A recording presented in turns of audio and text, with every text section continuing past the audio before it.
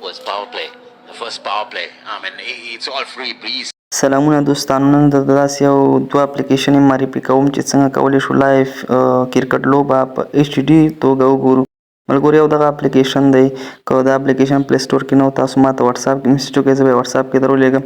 نو دغه اپلیکیشن ملګرو تاسو ته زه وښایم. دغه نوم دی کرکټ پرو په نامه دی، کرک پرو په نامه اپلیکیشن دی. دا به تاسو څه کړئ پلی سټور څخه را ډاونلوډ کړئ. که بیا هم پلی سټور کې نه پیدا کېده نو بیا تاسو ما سره واتساپ کې اړیکه ونیسئ، تاسو ته به زه واتساپ کې درولېږم. ملګرو دا به داسې راخلاص کړئ، کله مو چې راخلاص کړه دغسې صفحه تاسو ته راښکاره کېږي.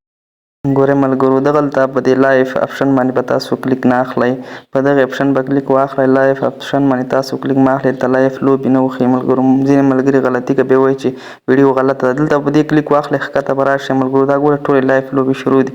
تاسو به ښکته لاړ شئ او هغه لوبه چې تاسو یې ګورئ هغه پیدا کړئ. ګوره افغانستان او انډیا لوبه ده نن، دغلته یې ملګرو تاسو لیدلی شئ لایف ډبل ماین. زه ګورم ملګرو په دغې باندې کلیک اخلم، تاسو ته لایف ایچ ډي خوندوره لوبه وښیي ملګرو. دلته یې زه غږ بندوم ځکه ما ته یوټیوب کاپي رایټ راکوي ملګرو. زه تاسو ته بل اپلیکیشن چل وښیم، بل اپلیکیشن هم تاسو ته وښیم چې هغه تاسو ته پلی سټور کې حتما میلاویږي. هغه پلی سټور کې شته دی، خو دا شکي دی شاید ځینو موبایلونو کې راوانه وړي پلی سټور کې، او دغه اپلیکیشن تاسو ته پلی سټور کې حتما راوړي. پلی سټور ته به راشئ، پلی سټور کې به د لایف کرکټ ولیکئ. دلته تاسو چې کله کې لایف کرکټ دلته ولیکه تاسو ته به لایف کرکټ ټي وي په نامه یو اپلیکیشن راښکاره شي ملګرو. دغه دی تاسو ته یې وښیم، دغه لاندې لایف کرکټ ټي وي ایچ ډي 2006 دغې باندې به تاسو کلیک کړئ، همدا به کټ من را ډاونلوډ. کله مو چې را ډاونلوډ کړو ملګرو داخل به ورشئ ملګرو. دا سکرین ریکارډ نه پرېږدي لایف لوبه کې، زه نشم کولی چې تاسو ته لایف لوبه کې سکرین ریکارډ وښیم په بښنې سره.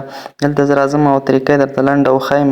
کله چې دغه اپلیکیشن ملګرو تاسو را ډاونلوډ کړو تاسو به دغه اپلیکیشن داسې راخلاص کړئ. ډېره خوندوره لوبه وښیي ملګرو. دغلته ملګرو تاسو ته کرکټ نیوز په اړه معلومات درکوي. نه پاس لایف هم شروع دی ملګرو، لایف لوبه هم وښیي. که زه چېرته لایف له ورشم ملګرو نو زما موبایل سکرین ریکارډ کټ کېږي. تر بلې ویډیو ښې چارې د الله په امان.